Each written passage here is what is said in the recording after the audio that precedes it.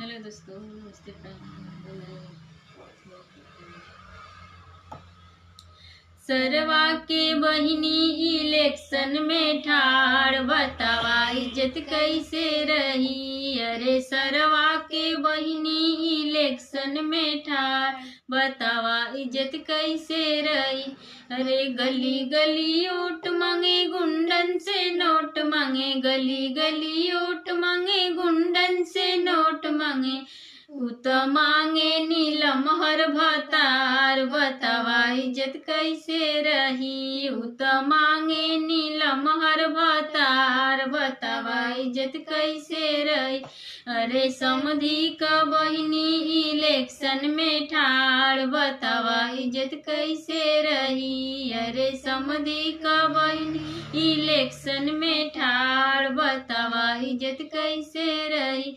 अरे गली गली वोट मांगे, गुंडन से नोट मांगे, गली गली वोट मांगे, गुंडन से नोट मांगे। अरे उत मांगे नीलम हर भतार, बतावा इज्जत कैसे रही। उत मांगे नीलम हर भतार, बतावा इज्जत कैसे रही। सरवा का दीदी इलेक्शन में ठाड़, बतावा इज्जत कैसे रही। अगुआ का बहिनी इलेक्शन में ठाड़, बतावा इज्जत कैसे रही।